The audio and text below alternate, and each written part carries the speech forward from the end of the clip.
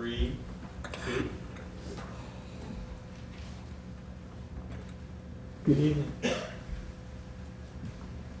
Welcome to the Warrant Committee meeting for February 6th, 2023. Madam Clerk, would you please conduct the roll call attendance? Sure. Dave Humphries. Mike Cavalier. Bo Henny. He's online. Is he? Oh, no, no. Not yet. JJ. Steve Geister. Here. Kristen Driscoll. Lorraine Dean. Thomas Caldwell. Here. Lori Connolly. Here. Allison Ganger. Doreen Langlois. Langley. Okay. He's not here. Amanda Serio. Judith Steele. She's online. She's on. She's here. Stephen Rhines. Jay Funley. Jay's here. Sorry, Emily. I keep forgetting that mute button. I'm here. So we have 10. All right. So we're good? Amanda's here. All right. 11. Well, thanks everybody for coming in. Tonight should be a quick one, but it's an important one. We've asked Nick, why don't you all come on up? Sure. For, we have 2 agenda items tonight, but we can sort of bundle them. It's for a presentation of the status from the town as far as where we're at with regards to annual budget for fiscal year 2024.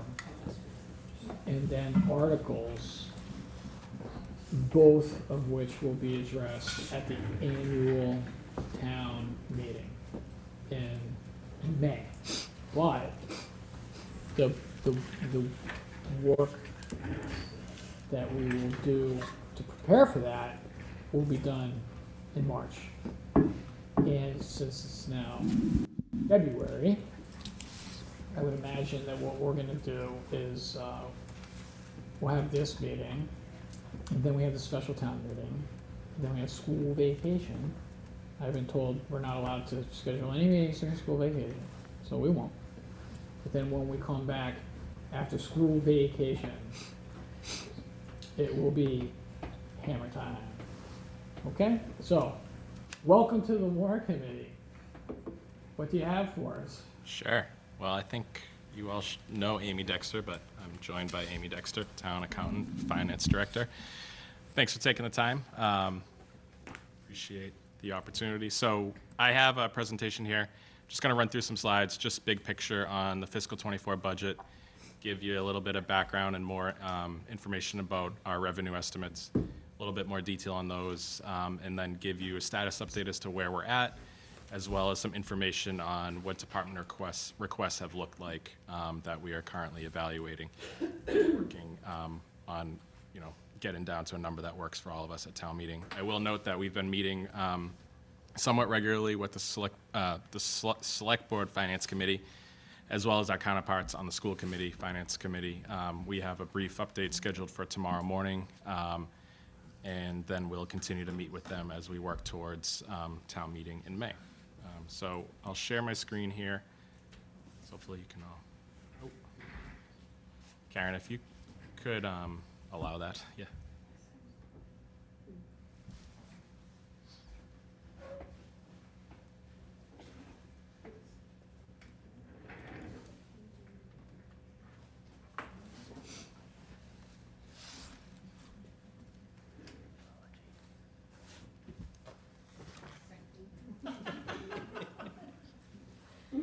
And pass the presentations.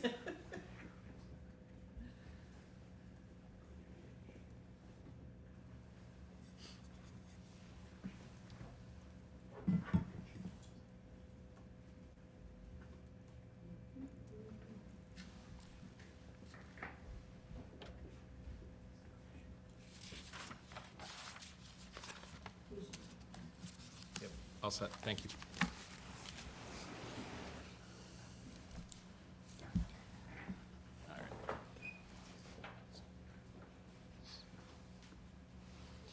Okay, so real big picture, in terms of our budget, we have the general fund, which encompasses our departmental budgets, public works, schools, police, library, and so on.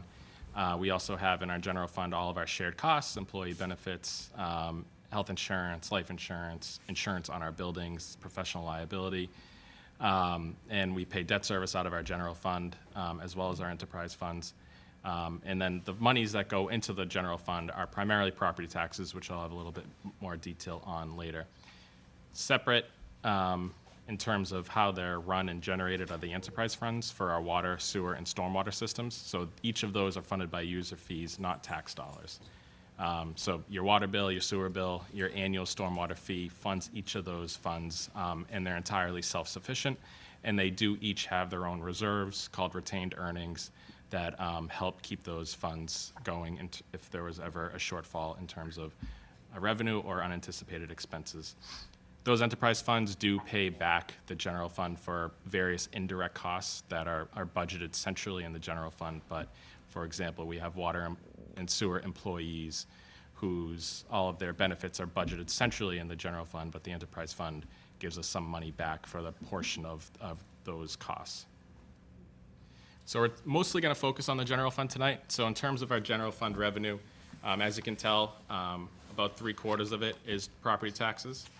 The other substantial revenue streams are local receipts, which is everything from, good example, trash sticker fees, motor vehicle excises, excise tax, and then state aid, which is about 13% of the total. So $95 million in property tax revenue, about $16 million in state aid, about $9.3 million in local receipts was what was budgeted in fiscal '23. Just to give you a sense of what we're working with in terms of dollars. I'll go through each of those in a little bit more detail. So in terms of what we're looking at for fiscal '24 as changes from fiscal '23, increase in revenues, what can we expect? So the obvious one is our annual levy limit increase, which is under Prop 2.5. The town is allowed to tax an additional 2.5% over and above the prior year levy limit. That amounts to about $2.3 million. I do want to point out sometimes a misconception about this Prop 2.5 is it doesn't mean that an individual property owner's tax bill will only increase by 2.5%. What it means is that overall levy that the town assesses across all property classes can only increase by 2.5%. So somebody whose value has increased substantially, their tax bill could go up. Somebody whose value has not increased very much, their tax bill might hold steadier to a lesser increase year over year. New growth, so new growth is new construction, additions, renovations on homes, or literally new growth in terms of new construction that the town has not previously assessed for tax purposes. We are expecting about $850,000 in new growth at this point. This is a place that we return to as we finalize our budget to update those estimates. So we have certainly considered that an estimate at this point. Just so you know, we brought in over $1.2 million in new growth in fiscal '23, so that may be a place that we can revisit and increase that estimate a little bit as we go through our budget season here. Local receipts, we're estimating an increase over the prior year budgeted amount of about $300,000. We feel pretty good about that. We don't see much wiggle room on that. State aid, that is very much an estimate because all we're accounting for right there is a little bit of increase in our general government aid in the minimum education aid increase. Milton has done pretty well in terms of what our Chapter 70 numbers have gone up over the past few years. So that is a place we will certainly return to. What is delaying that a bit is that typically in a new calendar year, the governor will release his or her budget about the second week of January. But when there's a new governor, that usually takes a little bit longer. So we don't anticipate to see the governor's budget until March, although we are hoping to have more clarity around state aid and specifically Chapter 70 before that point. It is a big difference maker for towns like Milton. What is Chapter 70? Chapter 70 is, a component of the state aid, and I'll provide a little bit more detail. So the primary part of state aid is Chapter 70 education aid. That's the number that we have accounted for as a minimum increase, although we anticipate a more substantial increase than the minimum going forward from fiscal '23 to '24. And I'll have a little bit more detail on it as we go through here. Enterprise fund indirect costs are the indirect costs I mentioned earlier. Employee benefits, for example, that the enterprise fund pays back to the general fund. Free cash is the big other unknown. As of Friday, the Division of Local Services, Bureau of Accounts has been working with Amy on our free cash figures. They're not finalized yet. We hope to have that wrapped up pretty soon. Good news is they're working on it. They've submitted some questions to the town, and we've responded to those questions. I don't fully understand, why does the state tell us what our, well, maybe I don't understand what free cash is, but why is the state telling us what our free cash is? So free cash is essentially all of our monies, and I'll go into it in a little bit more detail, our surplus money at the end of the year from revenues, unexpended funds from our expenditure side. You know, there's certain deductions that are taken out of that, but the state is a requirement in terms of administering and overseeing cities and towns, validates what our free cash calculation is. So and do how we much know is what it is, certified. we just need the state to stamp it? We have our Amy, I'm looking, you know what it is, Amy. we have our belief of what it should be. We need them to validate that and affirm those numbers. Yeah, we can't really say until it's certified by the Department of Revenue in case Okay, I made a mistake. okay.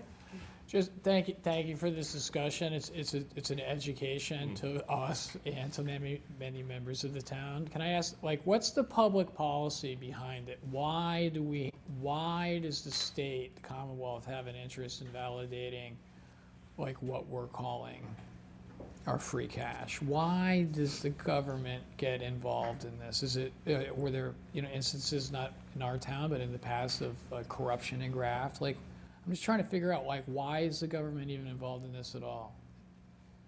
So I would, it's a good question, we can ask them, but I would start with, it's generally an oversight feature. Okay. To ensure that the town is accurately representing the monies that it has, and they will withhold things if there's property taxes that are outstanding, that is not money that can be spent. I think it's just more of part of their oversight feature over cities and towns. Yeah. And I would say the term free cash is what kind of muddles the water, because free cash, Is it what it sounds like? no, basically what it is, and they'll do it for the enterprise funds as well, but they call it certified, they still call it certified free cash, but it's more your retained earnings.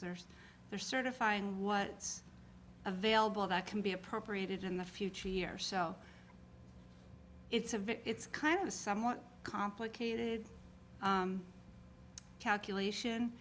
In like kind of layman terms, if you think of a private industry, it's your net income for the year. So if your income's more than your expenses, and then they deduct a bunch of other things out, like receivables that are on the balance sheet because they might not be fully collected, or deficits in other non-general fund accounts. And because we can because we can appropriate it, or ask town meeting to appropriate it for the next fiscal year, I think that's part of why, as Nick said, an oversight to make sure that the number's right. There have been instances where I'll do my calculation, I don't share it with them, but I do it, and then they come back and give me theirs, and I compare. Sometimes they make mistakes, sometimes I make mistakes, but at the end of the day, we agree kind of the final number that, it makes sense to both sides. So, Sure, can that I just makes ask a sense. question? So last year, if we didn't spend $2 million, the school didn't spend $2 million, it automatically goes into free cash account? No. So that's where so once it's free cash, if it's not spent or not appropriated, it goes back into the calculation. So once the year's over, you start at zero again. It basically looks at things that generate free cash is if your revenues come in higher than what you projected, that goes into the calculation. If the expenditures come in less than what was appropriated, that gets added in. That's kind of your base, and then you have reserves for things like when we do appropriate free cash for the next fiscal year, that would reserve part of the retained earnings. It's called fund balance in municipal accounting. And so then it starts there and it kind of whittles down. So it would indirectly, if you didn't spend it, would be part of that beginning retained earnings or beginning fund balance, and then you start adding the revenues in excess, and it Which kind is of totally goes up. different than corporate America. No, but I was trying to, I understand that, but I was trying to use terms that maybe people, that free cash does not make sense, the term doesn't make sense. So I was trying to compare it to corporate America best I could, so that maybe people could understand what generates it. And I think that income in excess of expenses is a good place to start. Thank you. And is there only one free cash amount that we get? It's not separated between the general fund and the schools? No, Because we had talked early on in one of the early school meetings, there was talk of free cash, and then it's they were townwide. Free talking cash about, is like, where we could townwide. spend it. And so I didn't know if they had their own little No. bucket. Okay, cool. Enterprise funds do. Okay. Water, sewer, and stormwater each have their own, and then general fund. Thank you. The last piece to our potential revenues is what's called the overlay. So we put money aside for potential property tax abatement claims or exemptions into what's called the overlay. And depending on the balance in that overlay, as it builds up, we can release money out of it to be considered a revenue for the general fund. So if, you know, the balance is built up and we don't see any tax abatement cases coming on in the next coming fiscal year, then we can release some of that money down to make sure that we don't have too much money set aside in that overlay. This is an annual practice that Milton does, so there's not like there's a substantial amount there, but it's something we look at on a regular basis. I talked a bit about property taxes, but as I indicated, the maximum increase of our total levy that's shared by across all property tax classes is limited at 2.5% increase. The levy can be increased by more than that for, you know, primarily an operating override or a debt exclusion, as we discussed in the context of the font bond potential purchase there. So in terms of our levy by class, as you can tell from this chart, it's predominantly from the residential side. 94% of our property tax revenues comes from the residential taxpayers. About 6% comes from commercial, industrial, and personal property. About 96% of our total value is residential, but the town does shift its tax rate, so it shifts so that the residential payers pay us slightly less than they would if it was a straight tax rate. How much freedom do we have to shift that? The town can shift it any which direction. It can have a single rate, or it can shift to the max, which is 1.75, which would be a substantial, 1.75? yeah. Okay.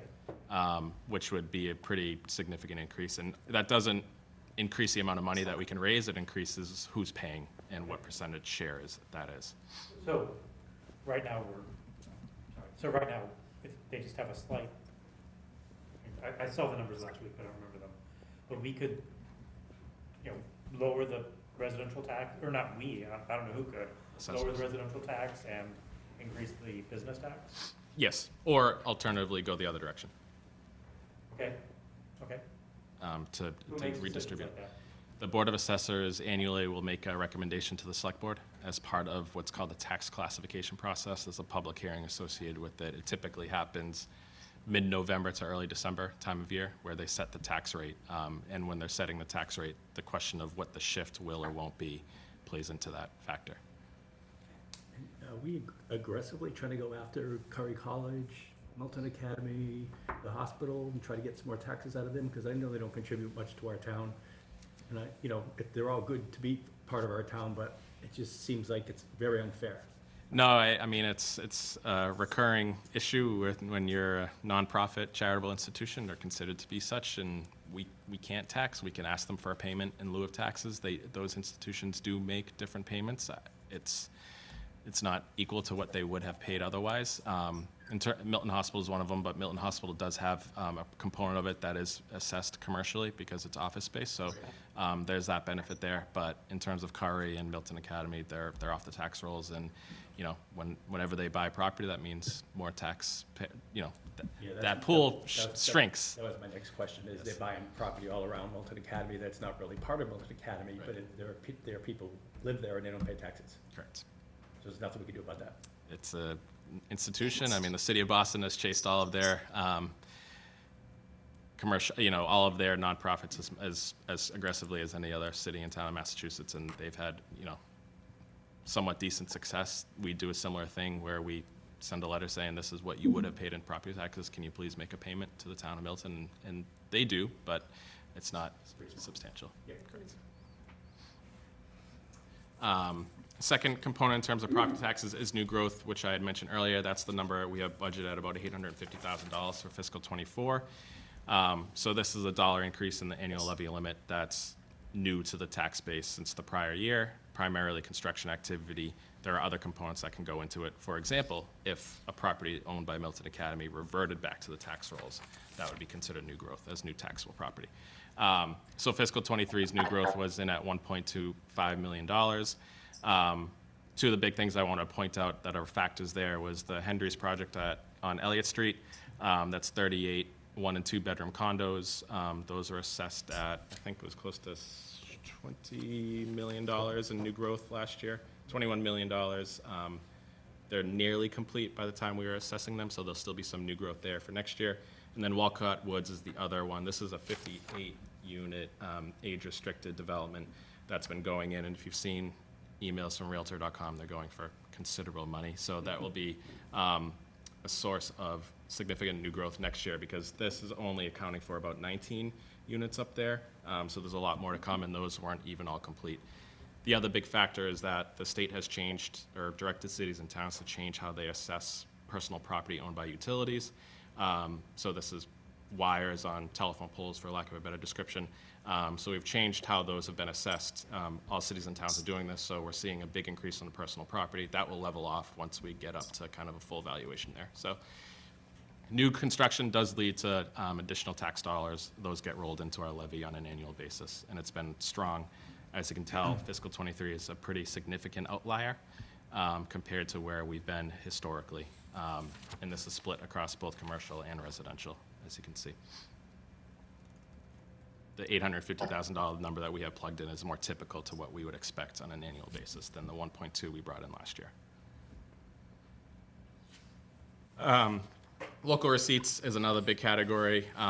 I have here what we actually brought in fiscal '22, $9.6 million in local receipts. Of that, 45% of it came from motor vehicle excise taxes. You buy a new car, that helps us in terms of motor vehicle excise. We all know that for a good thing for us is depreciation happens quick, so we pay a little bit less each year on those new cars. Other components of it are local option meals tax, trash stickers, license and permits, primarily building permits and inspection fees. And then investment income, I have listed there. It's not a large amount, but depending on where the market is, it can be bring in some decent money for the town in terms of the earnings on our monies in our bank accounts.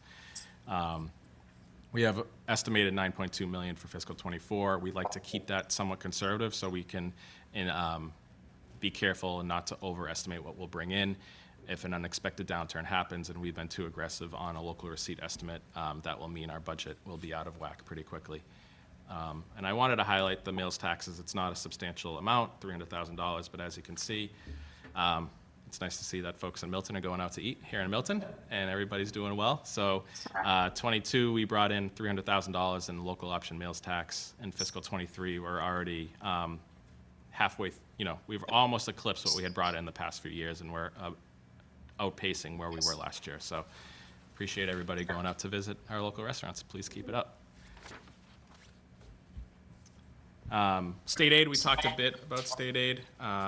In terms of receipts, this is primarily Chapter 70 education aid, which is provided to the town based on a complicated formula that the state provides out based on demographics, student population, enrollment. Unrestricted general government aid is just general money to the town, no strings attached to it. Typically how that will increase is based on where the state sees revenue projections to go up. It's been pretty modest increases over the past few years, but it's a place we expect 2 to 3% increase to be counted on. State-owned land, we have a lot of state-owned land here in Milton, and depending on how much money is included in that budgetary line item, that Milton will do okay when that money comes out. There are other smaller categories, including veterans benefit, property tax reimbursements that the state pays back, and then public library benefits. There are assessments that we pay back to the state, including a county tax, mosquito control districts, MBTA assessment, and a couple of school assessments. So there's an in and an out in terms of state aid. Judy, you have your hand up.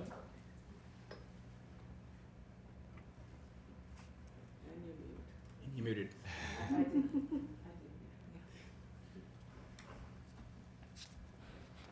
Judy, you're muted.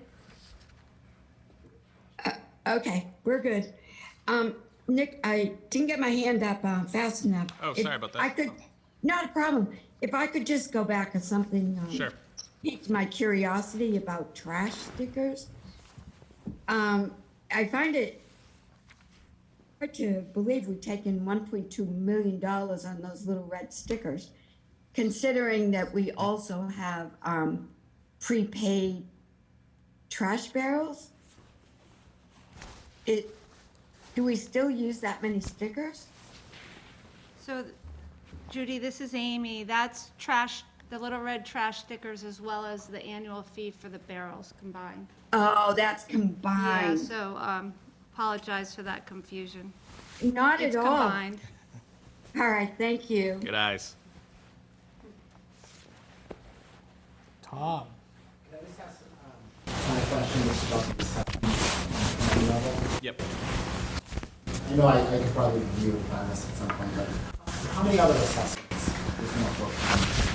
So we pay one county tax to Norfolk County, Correct. and that's all members of Norfolk County pay based on, I believe, population to Norfolk County.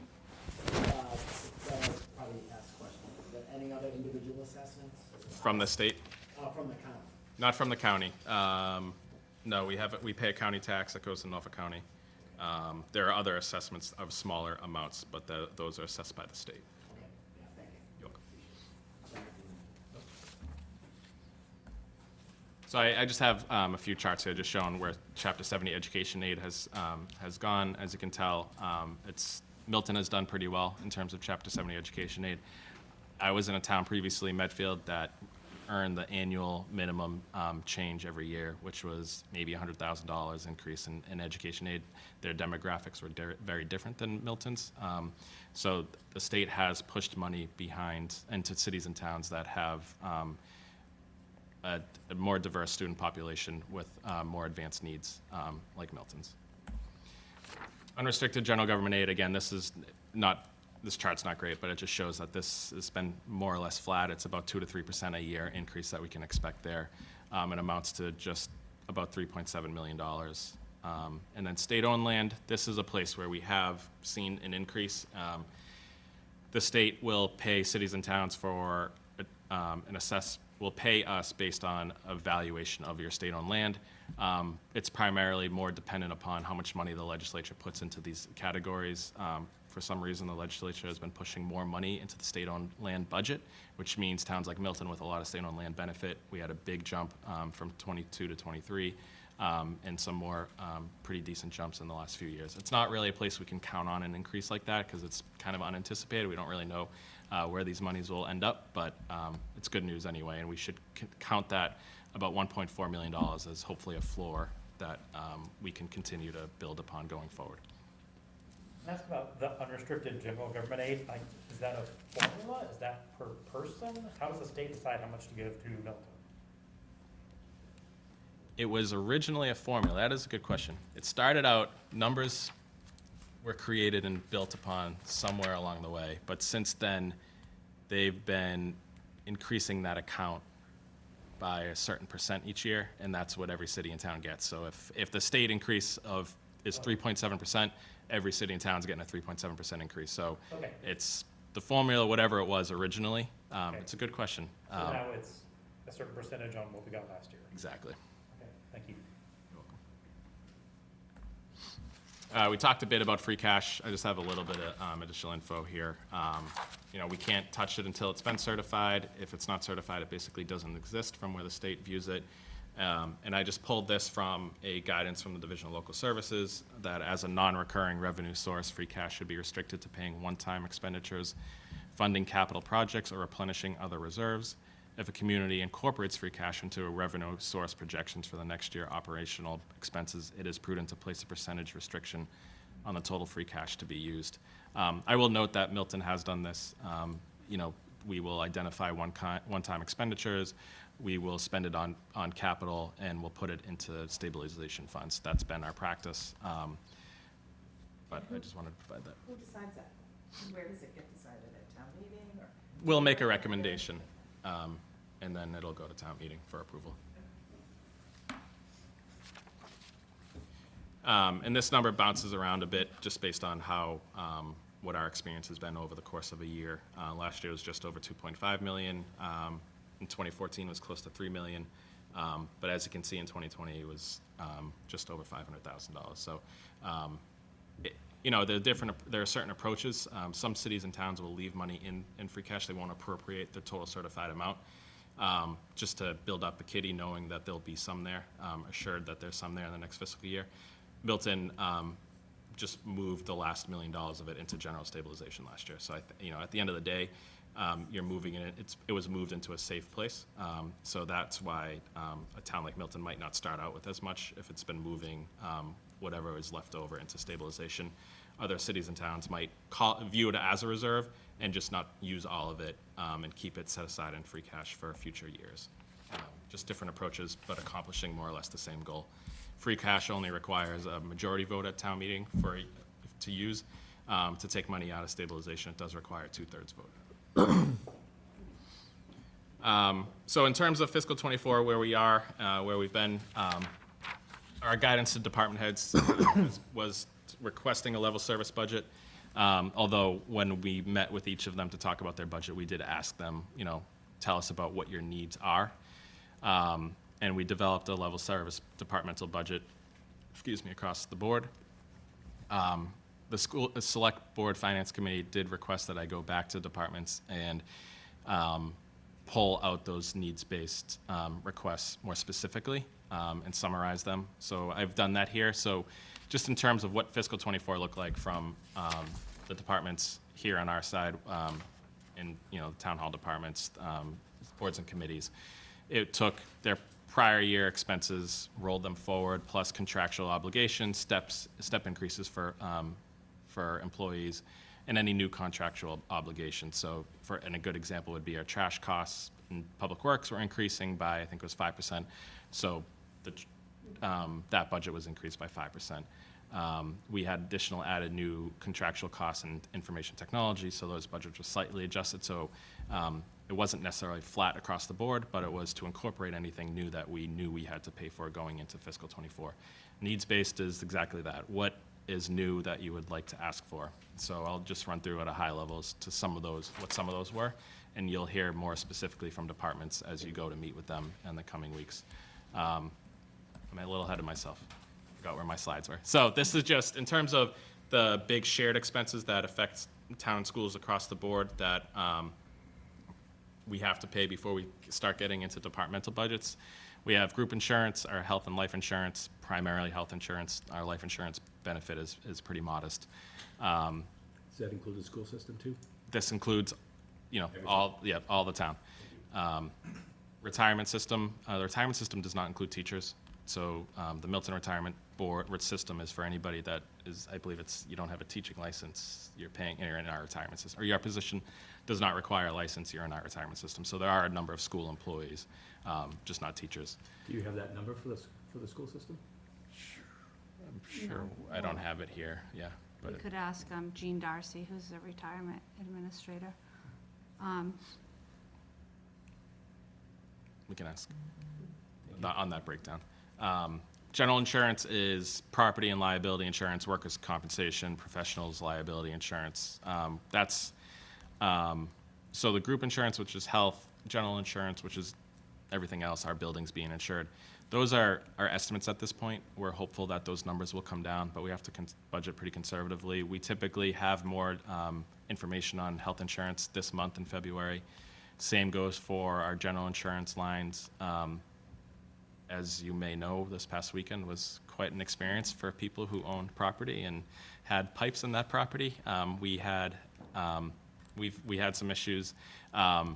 So those are just factors that are covered by insurance. Thankfully, it is. We'll have a nominal deductible, but it could play a role in next year's premiums across the board because many cities and towns had substantial issues. Milton did okay. Blue Hills Vocational, that's just a 36% increase was based on, it's just a budget, an estimate rather, but based on what we anticipate their school population will be. They have more students going there next year, which will mean a jump in that budget. Debt service is listed. We just had a bond sale last week, so that 15% was an estimate. We will be revising that with what our actual numbers will be for fiscal '24 and onward. Now that we have those numbers in, the town was affirmed AAA in the past couple of weeks by S&P Global Ratings, and our bond sale was very successful, very competitive. We have on all of our bonds, we had a true overall true interest cost of less than 3%, which we were happy with in this environment. A couple of communities that are pretty comparable to us had 4% rates back in October, so we'll take that. So the bonds we issued, I'm sorry. No, I'm go, talking. no, go ahead. Go. The bonds we issued, what were those for? A variety of things. We issued some short-term notes for the fire station projects to keep those funded. Some of our long-term debt there was water debt, there was sewer debt, there were capital purchases, vehicles and equipment, some technology.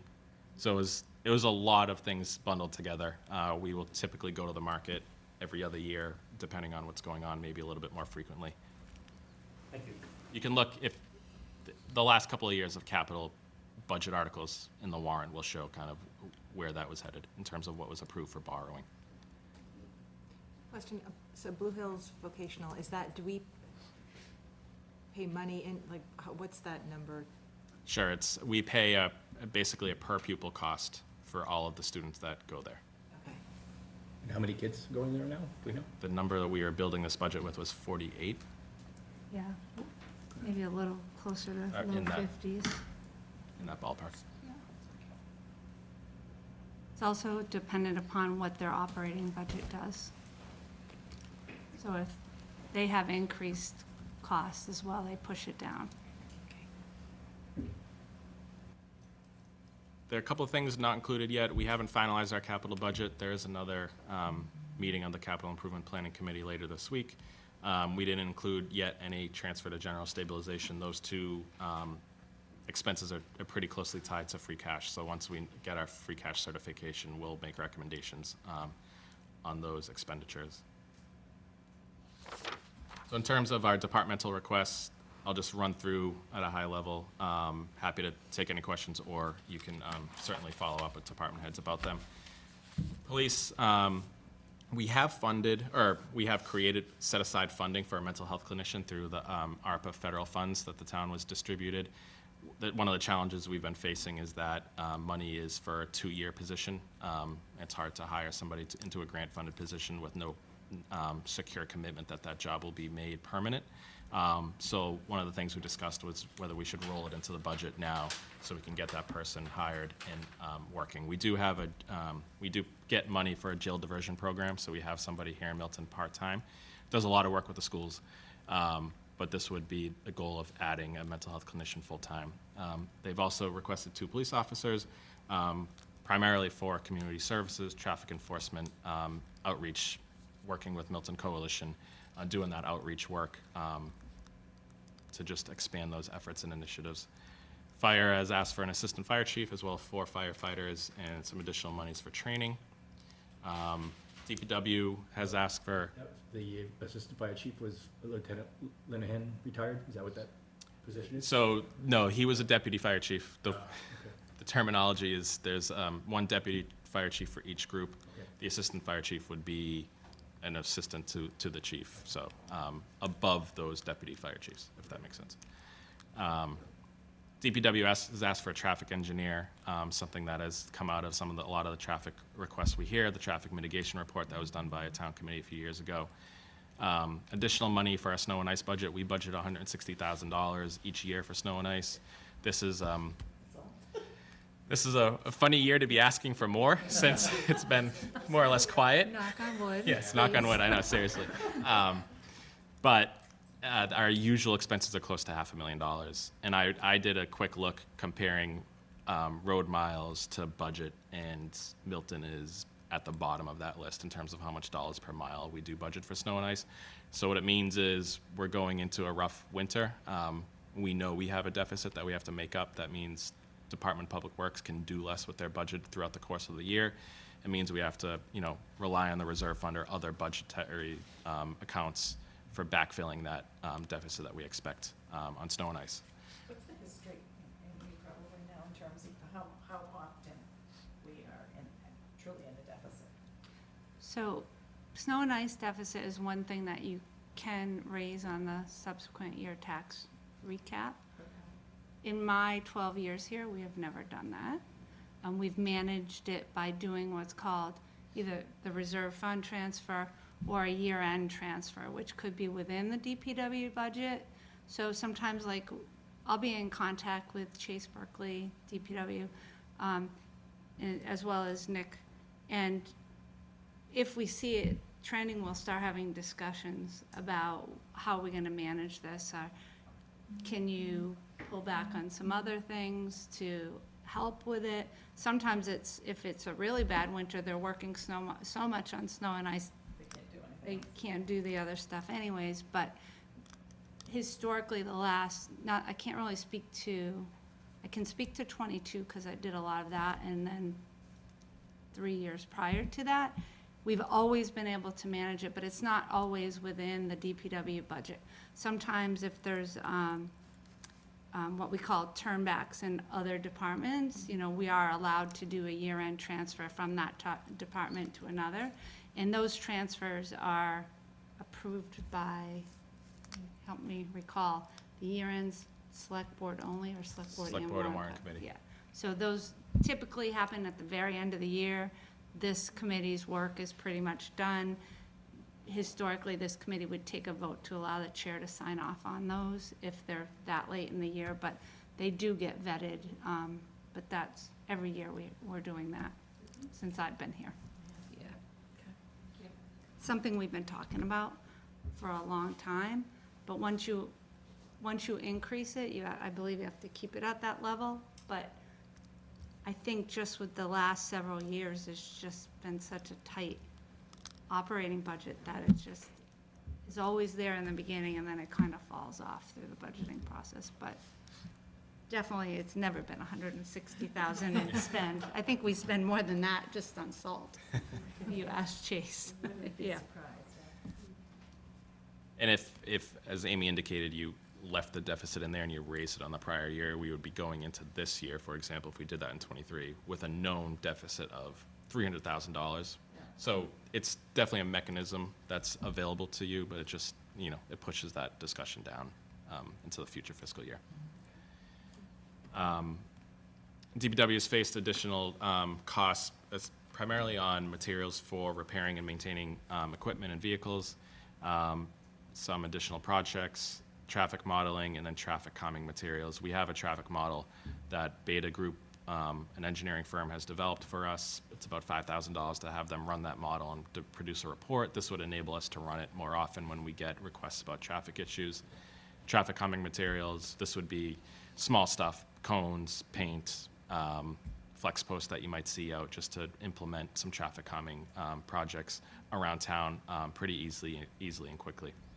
Health has asked for a community health social worker. This is an ARPA-funded position. This is somebody we do have on staff already. They have money for that position for 1 year. She was hired, I believe, in about October, so that position would go away in October without being rolled into in a departmental budget or receiving additional grant support from somewhere. In terms of the Select Board Town Administrator budget, in our level budget, I have proposed merging 2 positions into one. In a needs-based budget, I would try to keep one of those positions in our office for assistance. And then we have asked for a small increase for projects. Sometimes there'll be grants that we'll get that require a small match. And sometimes we just don't always have a place to go for those. So rather than turn down grant funds, just create a fund for when those things come up. So last year we had talked about combining or using the traffic engineer that was part of Norfolk County. Yes. And kind of sharing that. Is that's fallen through or? That wasn't as successful as an idea in terms of becoming a reality. Unfortunately, it's, you know, we'll always look at regionalization if it works. Yeah. This just didn't look like a place that was going to work out. Yeah. So, Okay, thanks. unfortunately.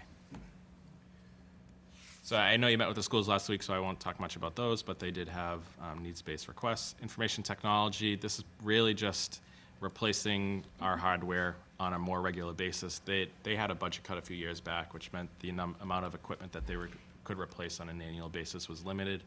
The IT director has asked for additional money for just new software, not necessarily knowing what that might be. But if we're going to keep modernizing here in Town Hall, we need that ability to pay for a new annual cost, a new annual fee for a new service. I can tell you we're updating the website right now. We're using a website that hasn't been updated since, I think, 08, 09. To go to a new one, it's going to cost us more to maintain that on an annual basis. To add features to it, primarily a board and committee feature for the town clerk that will also manage meeting minutes, meeting agendas. That will cost some money. So as we try to streamline and improve some of our efficiency, it comes with a cost. So that's the genesis of those requests. I have a question. So ARPA funds, how come they're used for positions as opposed to, why wouldn't you use it for like software and hard? Like, because it seems like to your point about the healthcare, for the mental health person for the police, then it has to be a 2-year position, and then you have to fund it. Like, there's a need for the position, right? Right. So I just, like, it comes up a couple times with positions, but then we're funding it, but then it's got to be funded further down the line as opposed to sort of a hard cost. Like, and I don't know if they can be used for that. I'm just curious on the rationale for that. Sure. So in terms of the federal funds are controlled. We got some money directly, and other money we're receiving through Norfolk County. There are some categories that are very broad and very flexible, and there are some other categories that are a little bit more stringent. So Milton went through and identified eligible costs. Some were school positions, and others were infrastructure programs. Like we did a water main replacement with federal funds through the ARPA program. I believe the conversation here has been acknowledged that these were positions that were being funded for 1 year with federal funds, and that the town would have a decision and conversation to have if they wanted to keep them. Okay. And I believe, at least on the school side, when those positions were hired, they were advertised as such. So those people in those positions were made aware before they accepted the jobs that they were grant funded, and that there was no guarantee that after this school year that they would continue on. And I think the original thought behind it was there was this need on both the town and the school side related to the pandemic, which is basically what ARPA's for.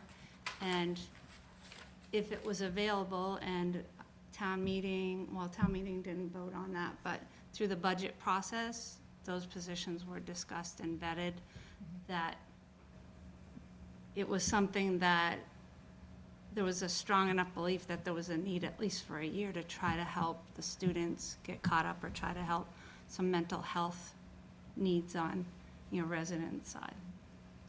So I think we went into it knowing that that's not, was not going to be a long-term thing, because it would go away.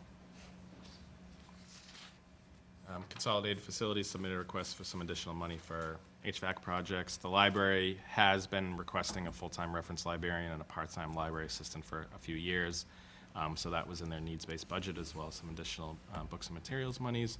Parks and Recreation, some grounds and building maintenance costs, more money for the Gym Buddies program. Cemetery has some soil screening projects, and then planning is looking for additional money for reviewing the zoning bylaws. One of the warrant articles that will be going to town meeting relates to renumbering and recaptioning the zoning bylaws. The next phase of that would be to review them more in depth for what should stay, what should go. in terms of updating those zoning bylaws. And they're seeking some additional funds for that. So the big picture, where we are at now, is about a $6.4 million deficit with all of those needs-based budgets, with those revenue estimates we discussed, and with those shared expense estimates that we discussed, you know, the health insurance, the general insurance, the Blue Hills Voc, and with our revenues, with some places where we anticipate being able to increase those revenues. So we're actively working with departments to revisit their requests. We're evaluating what our revenue streams look like, and as we work towards getting that number down to a balanced budget for a town meeting. I just have a question. Sure. How many hours do you have to work to get full-time benefits? 20.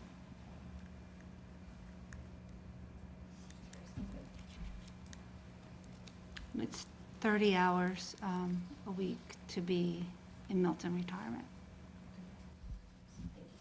Sounds like I've got to volunteer for the Employee Benefits Subcommittee over there. There you go. So that's just the big picture and status update as to where we are. You know, we'll continue to work with departments, continue to work with our counterparts at the schools. Once we have that free cash number, we can take a look as well as to kind of the big picture as where we stand as we work to figure out what the solution will be for a town meeting. Okay, so bear with me. So based on that chart, it sounds like what you're saying is if we added up all the stuff that were on all the other slides before, all the things that people were asking for, including an HVAC and a reference librarian and a police officer, and based upon the money that we have coming in as revenue, vice what we think that all that would cost, we run about a $6.3 million deficit in Correct. the budget that we're looking at as of right now. Correct. And that doesn't include schools. No, it does. It does include schools, It's all departments. all departments, including schools. Okay. Thank you.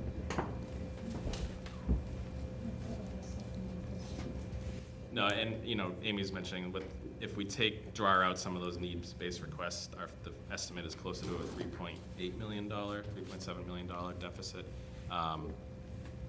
So there's a smaller number there, but that would roll forward kind of everything as is, and wouldn't address some of the needs we've received from departments. Yeah, and then based on that magic 2.5 number, like if we went for the 6.3 number, I just have to imagine that would involve an override in order to If get to that? everything was locked in otherwise, and the decision was we're gonna fund everything requested as is today, yes, an override number would be that figure there, but that's your words, not mine.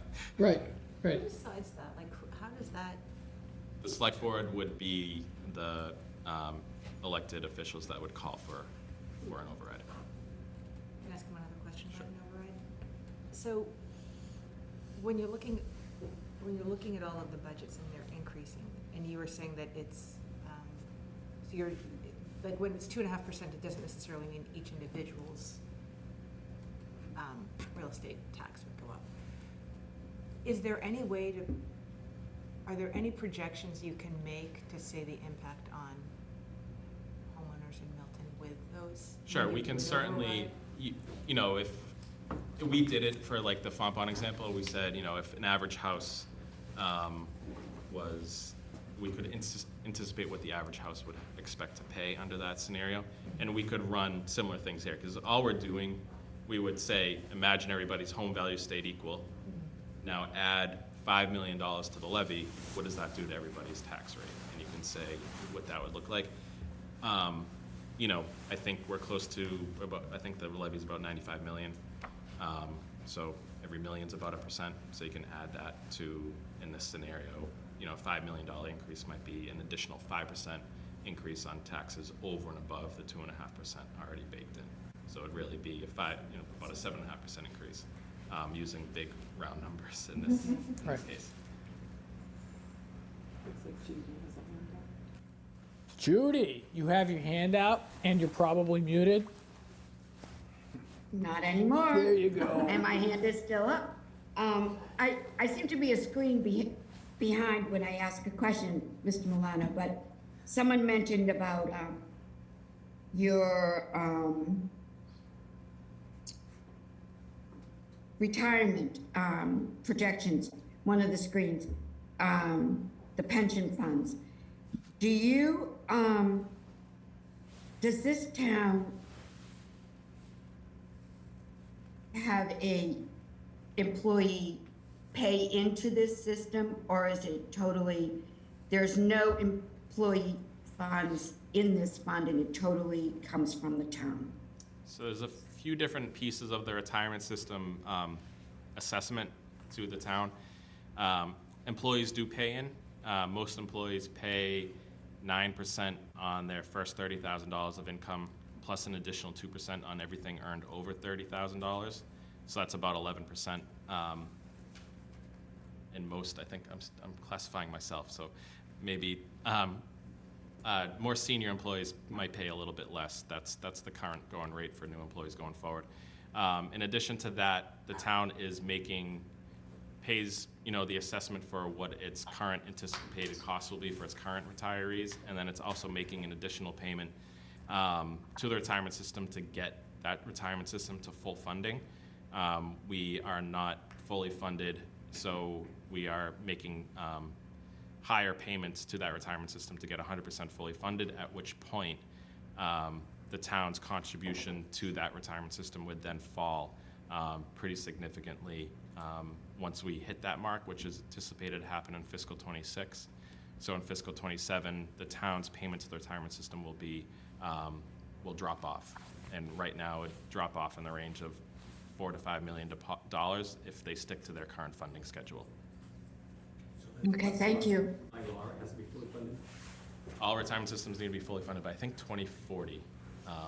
And Milton is on target to be fully funded by 26. There is a separate liability out there for health insurance for retirees called Other Post-Employment Benefits Liability. It's less than 1% funded, so one of our goals would be to take some of those savings from fully funding retirement and push that to retiree health insurance benefits, but there would still accrue some savings back to the general fund. 1% funded right now? Correct. It's a $160 million liability right now. There's no legal requirement to fully fund that at all, unlike the retirement side. But most cities and towns, once they get to that full funding on the retirement, will then refocus efforts back to health insurance benefits for retirees. Thank you.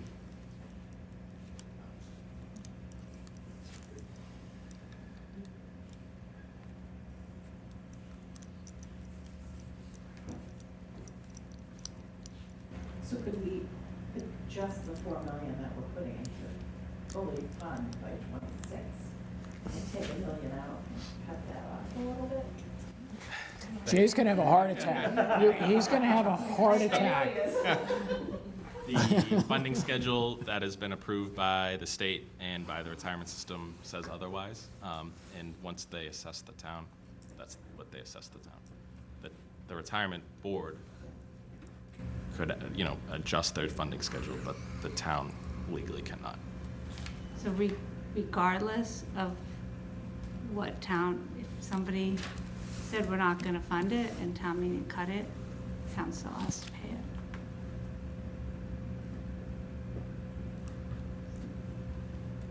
So the only thing would be to ask the retirement board to reconsider the funding schedule, but it's so late in their process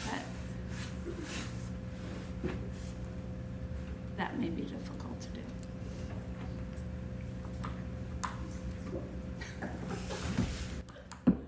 So you'll just have to find another place. We're just doing a few more millions. Most, a lot of our neighboring cities and towns are in the Norfolk County system, and that system's scheduled to be fully funded in 29. So they're a few years behind, but everybody's about in the same ballpark. Same with OPEB as well, correct? Correct, Not same with many OPEB, right. communities are Yeah, don't look at much Wellesley. better They're- than Milton. they're the far and above. 1%.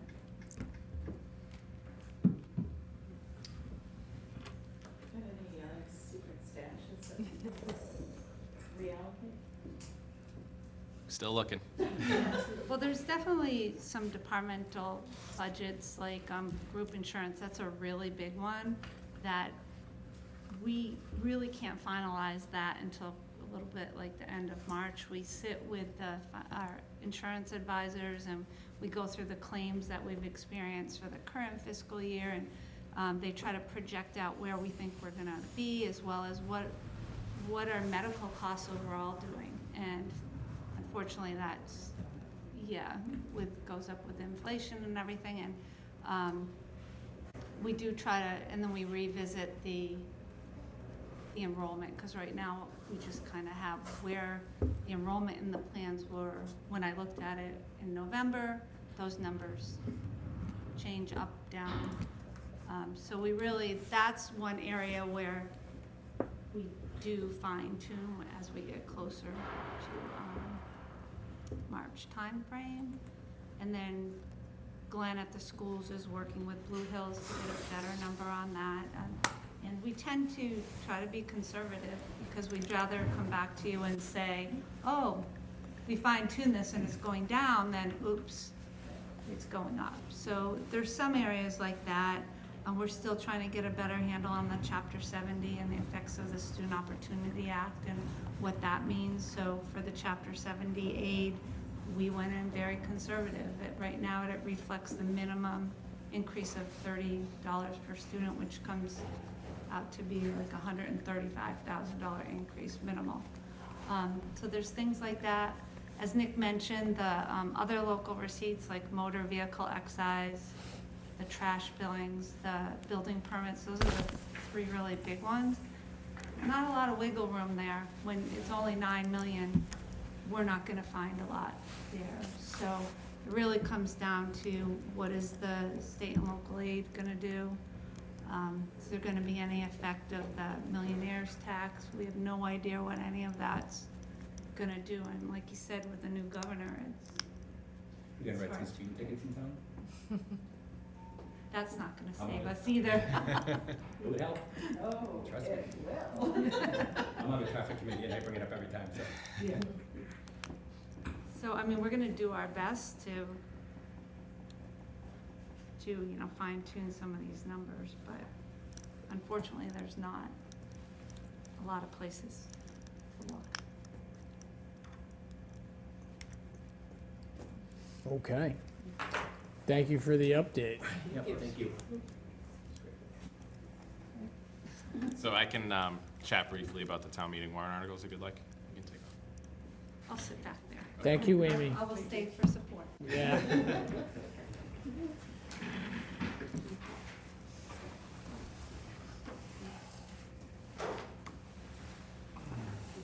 Okay, so the select board has already looked at some of these warrant articles, but we'll be discussing several of them in more depth tomorrow night. The school building committee is meeting this evening at the library and on Zoom, so they'll have that recording available and over to Milton TV. So they're talking about the middle school Gala Road project. Sean O'Rourke will be attending the select board meeting tomorrow night to talk about the 3 articles related to the Gala Road project that will be moving forward in May. One about acquiring property, one about transferring land for the land swap, as had been discussed previously, and then the third one, an appropriation for the school building committee, assuming those articles are approved, and to do work moving forward on that project. So I won't go too much into those. I'll let Sean handle that, tonight with the school building committee, tomorrow with the select board. I believe he's meeting with Conservation Commission next week, and then I'm sure you'll have him here to chat about those. And Attorney Kevin Freitag, I'm sure, would be available to handle any questions related to the legal aspects to acquiring the property to make that project doable, if that's what the town meeting would like to do. So now that I've kind of led with that one, I'll go back to the top. So we have what I would consider more of a budgetary housekeeping item to rescind some unissued debt. This is a project that's complete. We authorized $1 million in debt. The project cost $970,000. That would stay on our list as authorized but unissued. Every once in a while, it's good to go back and rescind any of those authorizations back down to just what was needed. Helps clean up some of our materials, helps us look better for the ratings agencies, for the state as well. So we'll have an article related to that. Last time I think we did it was in 2019, so every 3 years is about right. So one of the things, if you'll remember from our December town meeting, was the issue with the PEG access and cable-related monies. There are two ways to treat those monies. The first is to do it the way we are, where we appropriate only what we've received.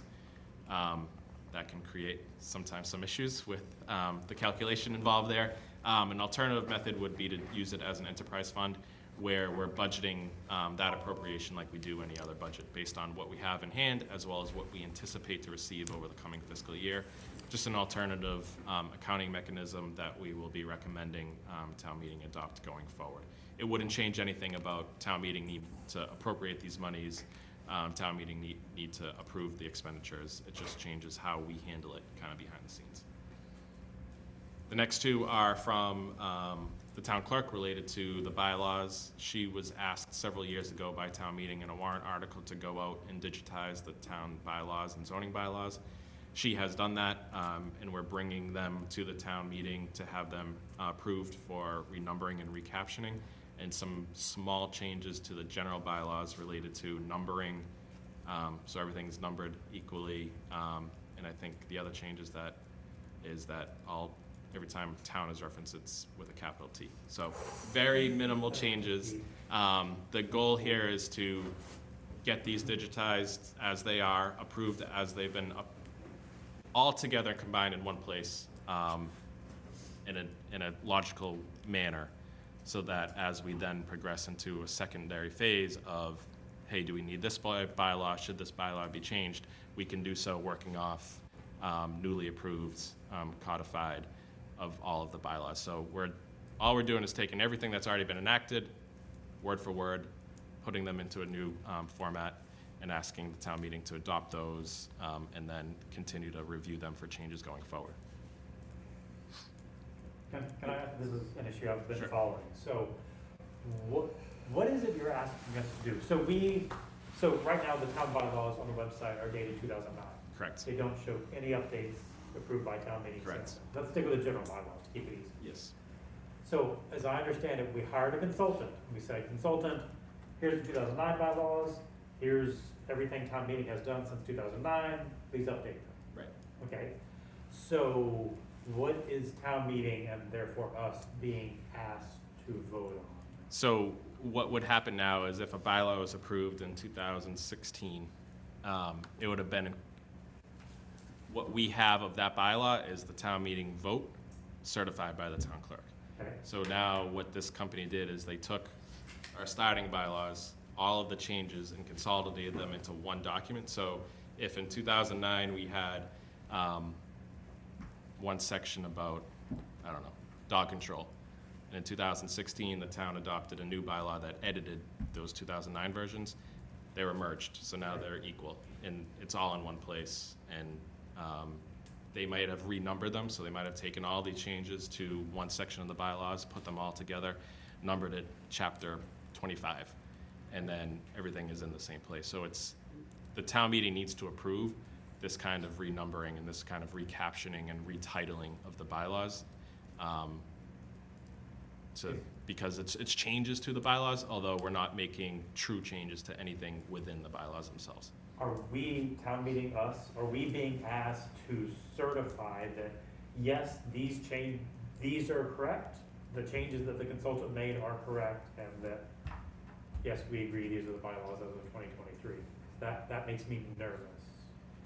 I mean, that's inherent in the vote, but I would have to look at the article more specifically.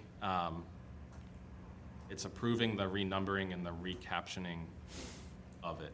So like, yeah, it's taking, if they- sorry, let me take a step back. It's taking all of our bylaws and saying, these are the bylaws of the town with these titles and these numbering sections. Does the town meeting support them? Yeah, There if- will if be the typos consultant made a mistake, intentionally. Yeah. Then we're saying that, yes, these are the bylaws. And that, yes, That makes me, so, I mean, in my brain, okay, going through the general bylaws, that doesn't sound so bad, because it's, what, 20 pages long, we've changed it once every other year, we can probably go through by hand and see is it right. The zoning bylaws are amazingly long, and every time we change the zoning bylaws, we say, take these 8 pages and replace them with these other 8.5 pages. If I just get a before and after, I'm gonna say no to that. Now, if I get here's the 2008 version, here's the June 2009 version with the change we made then, here's the December 2009 version with the change we made then, even that sounds like a real pain, but at least it's possible. I believe, let me just double check here. I believe they have a listing of the changes. I just want to make sure before I say that. Yeah, so what do they, and if they give us all this information, we don't look at it, that's on us, but what do they go?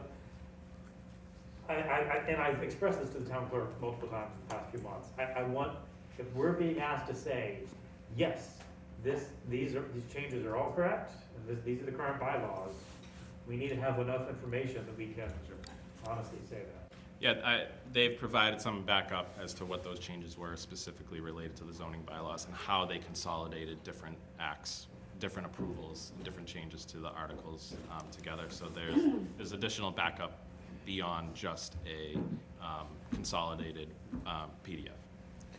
But I mean, is somebody gonna review this before it actually gets to us, who could come and vouch to us and say, I have reviewed these for quality control and it looks good? Yes, that's something that the town clerk's office has been. The town's working on clerk's since the office. project was kicked off several years ago now. Right. So could that be, it would be somebody like the town clerk who could come and say, I have reviewed these things, it looks good? Sure, I'll follow up with her tomorrow. Because with this, is this article being put forward by the town clerk's office?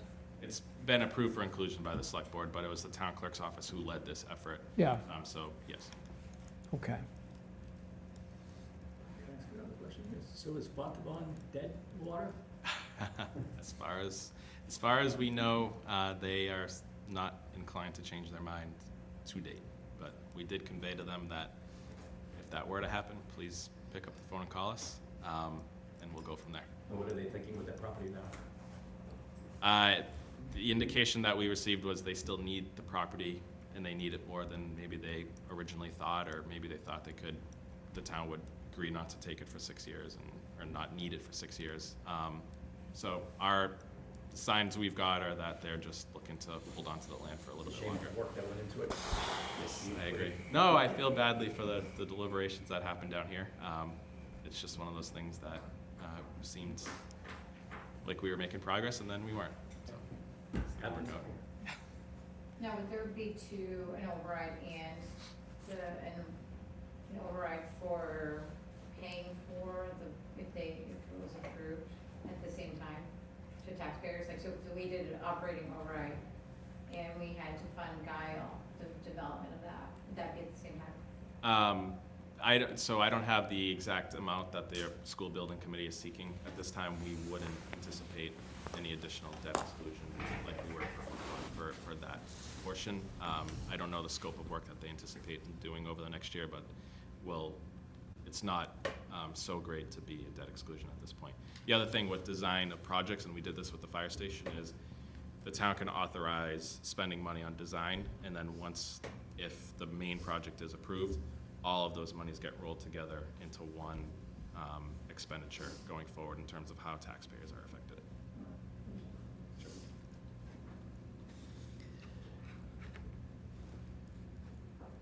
So a few of the other articles. Oh, sure. Oh, no, you're getting to it, okay, sorry.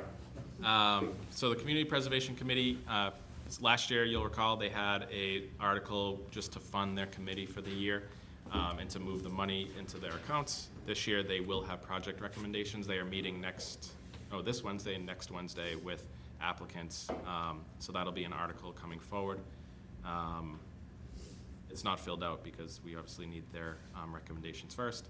The Bylaw Review Committee has submitted a warrant article to the Select Board to extend their term. They've requested an appropriation. That has not been acted upon by the Select Board at this point. The Historic District Study Committee was formed a few years ago. They're looking at a historic district. As part of that process, they're supposed to recommend a bylaw to the town meeting. We're awaiting that bylaw from them. I have not received it. They did need to submit a report to the state, which I believe, they're meeting tonight upstairs. I believe they're doing that now. And then they will continue through that process. As soon as I receive anything from them, I will let you know. The select board has not acted on that article either. The next one is for a new revolving fund for the Department of Public Works. Chase Berkeley will be discussing it with the select board tomorrow night, the DPW director. This would allow us to hold trench excavation application fees, inspection fees, and paving fees in a revolving fund that can then be paid out within the same fiscal year for projects for paving. Just a slight change to how we've been managing those. Typically, the gas companies will pave their trench when they're complete.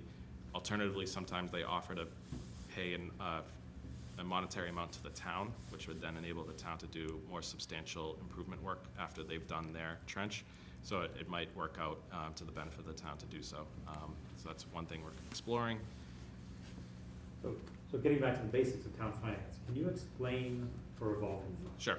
So we have certain departmental revolving funds that have identified fees and revenues that go into them that then are allowed to be expended by a designated person over the course of a fiscal year. Town meeting each year sets an expenditure limit on each of those revolving funds. It's one of the warrant articles that appears each year at town meeting. Town meeting must also vote to approve the creation of a revolving fund. Last year, the one that was created was the cemetery revolving fund for the leasing out of their single-family house that they have on their property. So that was created last year. So that's the most recent example. I don't know. Other examples of revolving funds? Departments. Like on the school side, they have rental revolving, so when they rent out any of the school facilities, all those fees go in, and then they use that to pay some of the maintenance on the buildings. Yeah, all of ours are listed in the warrant. It's one of the warrant articles with their expenditure limit for each year, and you'll see it lists out the person responsible, or the entity that oversees them, what kind of monies go into the revolving fund, what they can be spent on, and how much can be spent each year. That expenditure limit can be increased by a vote of the select board and the warrant committee, if that were to be requested. So we have a acceptance statute, chapter 200A, section 9A. This is the process for releasing abandoned funds that the town follows. Based on our research, the town hasn't adopted it, so it's just to clean up and formally adopt that. So this is where the treasurer will, he might have a check on hand that he's distributed, nobody has cashed. He'll try to track that person down, advertise it, put it in the newspaper. After a year of effort, the town those monies then are considered to be abandoned and flow back to the town. And then the planning board has discussed a residential lighting zoning article. They had an initial meeting on it last week. So that's something that may come forward. I don't have additional information on that at this point. Lastly, I have a couple of resources here, and I'll distribute these by email. So DLS and the state has the Municipal Finance Training and Resource Center, a lot of good information about municipal finance. They also then have a video library that explains all of those things in writing, now in verbiage, in word, and video, with somebody talking to you if you learn better that way with graphics. I was watching one this evening before I came down here. So it's a good resource if you want to learn more, if you have specific questions. It's a good place to go, but feel free to reach out to us. The other thing I wanted to mention is we distributed those departmental budgets, obviously electronically. If you're looking for something in hard copy, let us know. We're happy to print stuff out for you. A few have already done so, but just give us a call, shoot us an email, and we can do that. And JJ, we have yours if you want to stop by at some point this week.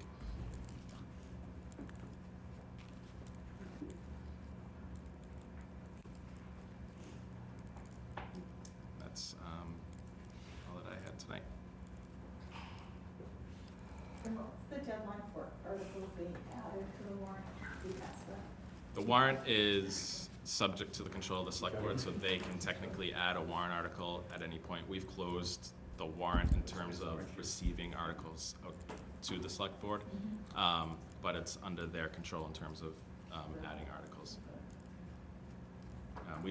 We do that publication effort so people know that, hey, it gives folks a deadline to submit something to the town by. Yeah, I was gonna ask a similar question. We got a schedule earlier that said, close the warrant January 11th. Yep. Select board approve articles for inclusion January 17th. All articles to the warrant committee January 18th. Yes, no, I agree. But as you know, with Guile Road, the changes there, that delayed that one. So I was trying to get everything squared away by town council as well. So you would have kind of the final article, rather than something that hasn't been approved by town council yet. He's approved several, we're just waiting on a few of them. But for example, like the rescinding of the debt one, we'll complete that as we go through this budgetary process. And then the town clerk is coming to the select board tomorrow night. Shauna Work's coming to the select board tomorrow night. So all of those should be wrapped up after tomorrow night's meeting and distributed to the warrant committee. All of what?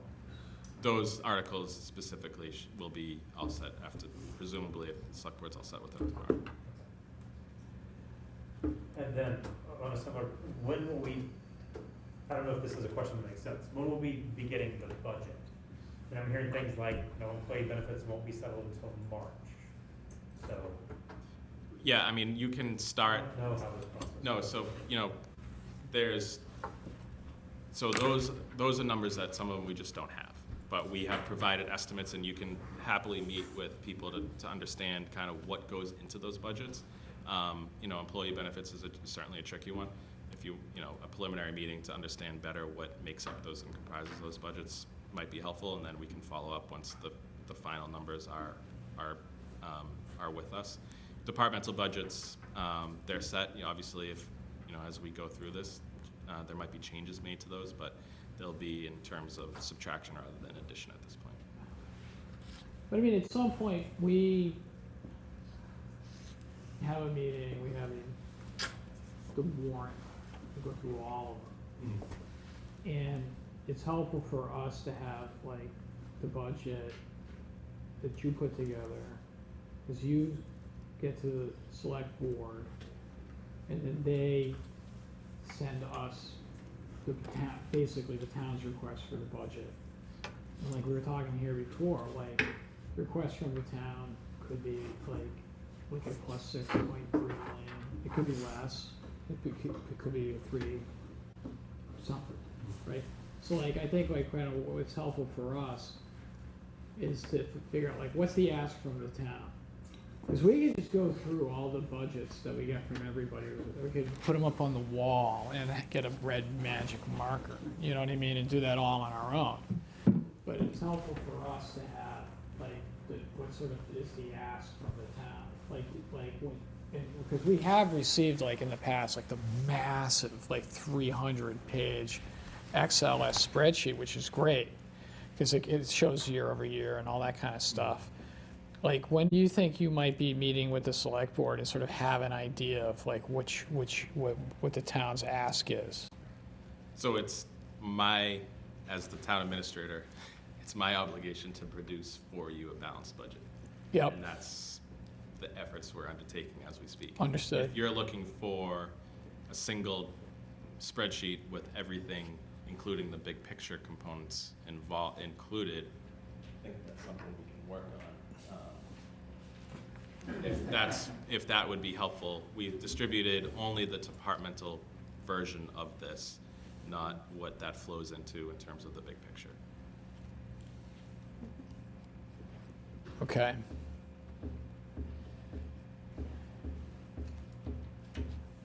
So you're going to provide a balanced budget. So what do you consider the balanced budget? It's like, that seems to be a term of art. Like sometimes the balanced budget is maintaining level service, right? And maybe that's an increase of 6 or 7 or 8. Like, so like some people think balanced budget's the same number, right? Some people think it's the balanced budget is a budget that has like 7% more than the year before, but it maintains the same level of service. So, I mean, in terms of a balanced budget, in terms of the revenues and expenditures. tied, Okay. And it could be approved by town meeting as such. All right, so for you, a balanced budget is one where revenues meets expenditures. Okay. Got it. Based upon my questions, does anyone else have any other questions?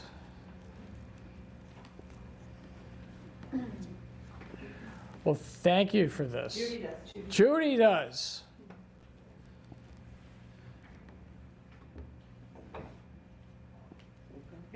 Okay, there it goes.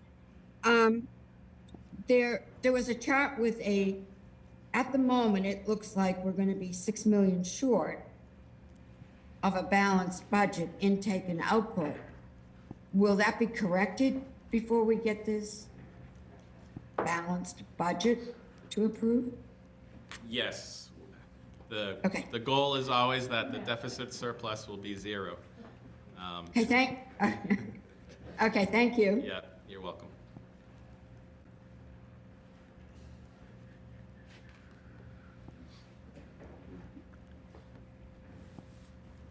And a hush falls over the crowd. Right? It's a lot of work. Thank you for your work. Thank you, Nick. Thank you, Wayne. Likewise. Appreciate your work. Okay. If there's no further questions. I guess I'm still hung up on timing. Like, we are where we are. Like, next year, will the timing be the same? Because, you know, we have a responsibility to fully vet the budget, and the fewer weeks you give us to do that, the less thorough job we're gonna do, I think. No, I don't disagree. I think this is a strange year overall in terms of coming on board late, Amy joining us in the fall. And we would certainly like to do this in a earlier fashion. I think in as much as we can with those departmental budgets, our hands are tied on a lot of the other factors. Yeah. So, you know, as much as we can on the departmental, we would, you know, try to be a little bit earlier. I think, you know, early January, mid-December is probably more realistic moving forward, to tie with when the school committee was pretty much done with their process. But in terms But like, of somebody. every year, state aid will be. So in February? theory, state aid should be the second, third week of January when the governor's budget comes out. Next year, that should be the case. Okay. This year is a little bit of an outlier. The governor did say at the Mass Municipal Association meeting that we had a few weeks ago, a conference that we had, that she understands that municipalities need clarity around budgets, but she didn't give numbers. So it was, you know, it was nice to hear her say that, but I think we're looking for more material information from the state. So that's just kind of where we're stuck in terms of awaiting information. And if you were there, so several years ago in the COVID thing, they didn't set state aid until I think it was the end of November. So that was Okay. a true real outlier. Yeah. But this year, hopefully March, if not sooner. So when will we see your balanced budget? So I think that's part of the work that the Select Board Finance Committee is working on too, in terms of having these conversations about how they would like to have this balanced. Okay.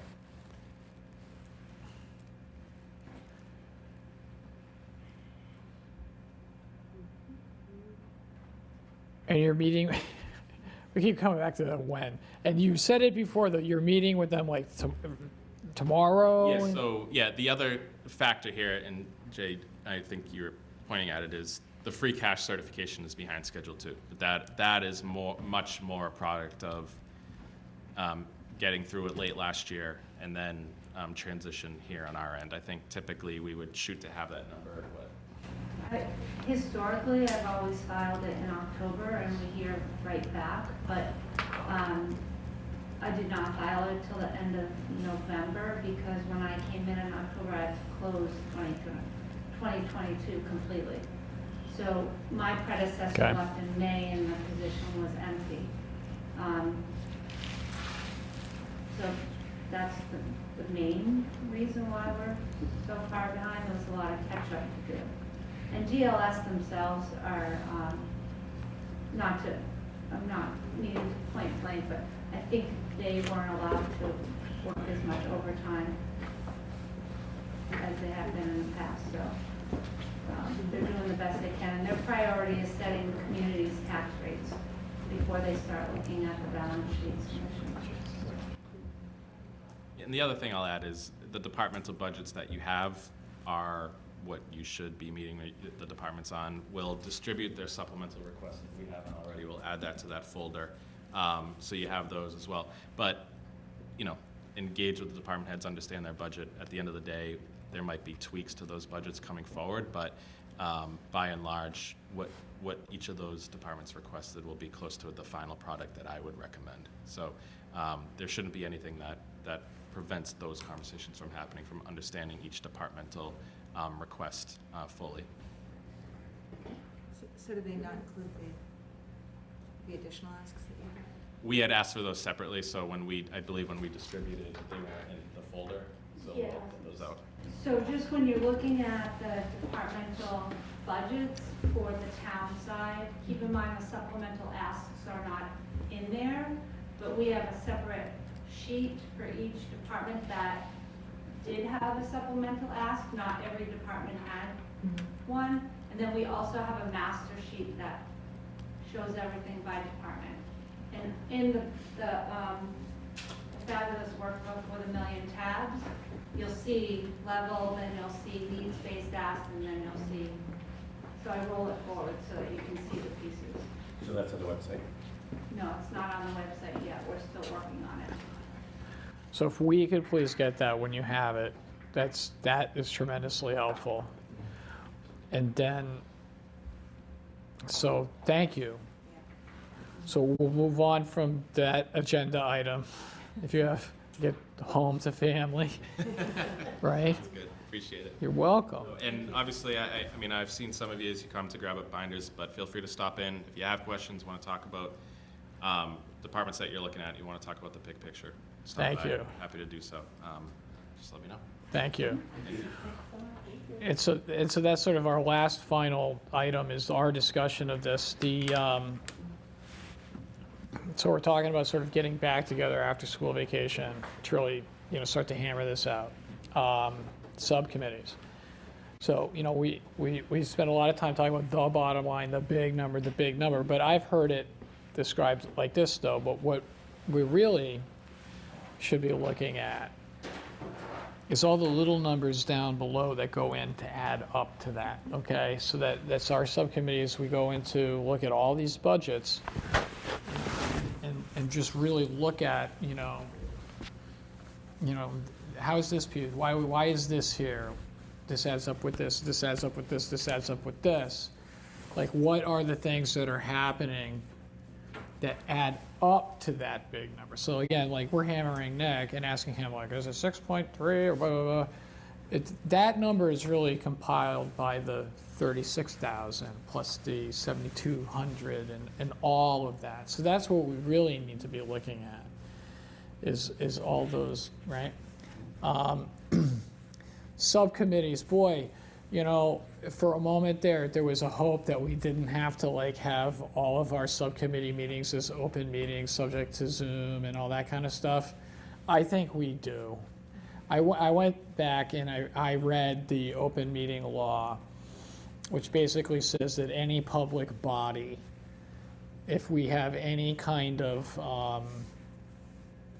discussion, any kind of communication involved, we don't have to be making a decision, we don't have to be debating and voting. It's that if you're having any kind of conversation about these things, it probably needs to be. And it actually, it actually said subcommittees in the law, so I was looking for a way, but I think we're just gonna have to do it.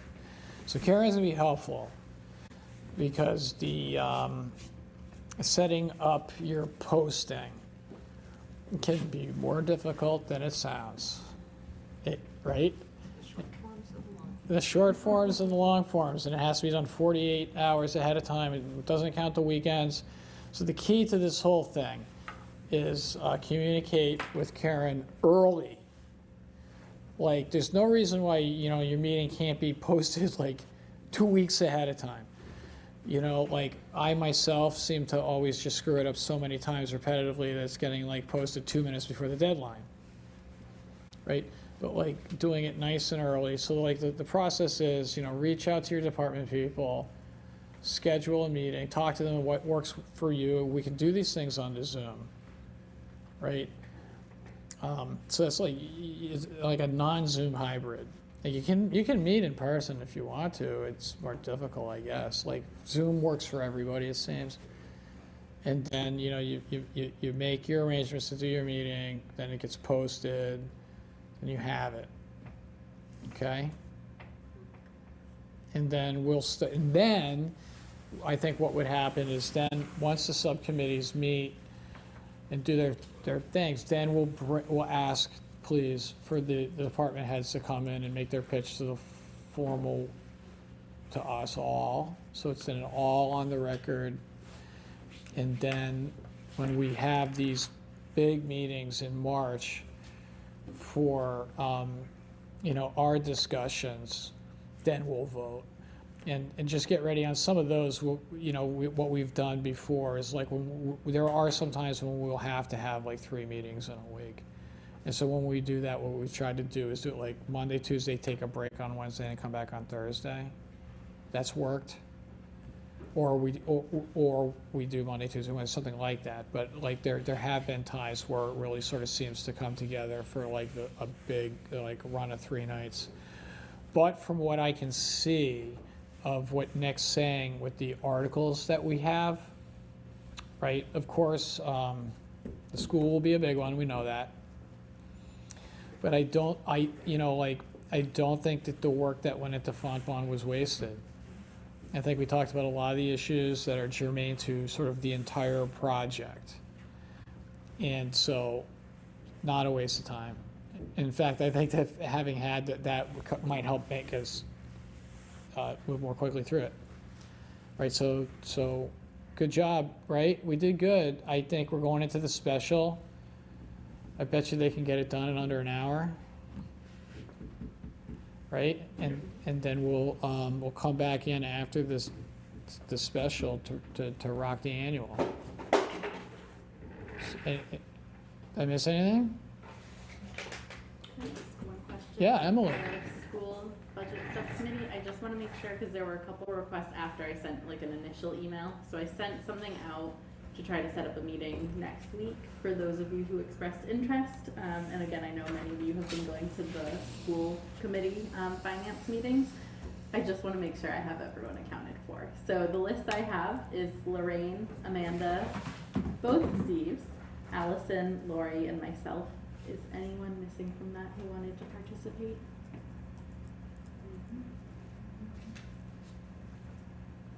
All right. Just want to make sure. So I've been powering through the documents, and I have a bunch of questions. Should I just send you an email with those questions, or what's the, should I wait till we get together? If you have questions, you can. I think, and Amanda, thank you for reaching out today. I sent the message. I was going to let you know. I think it's a good idea that you had.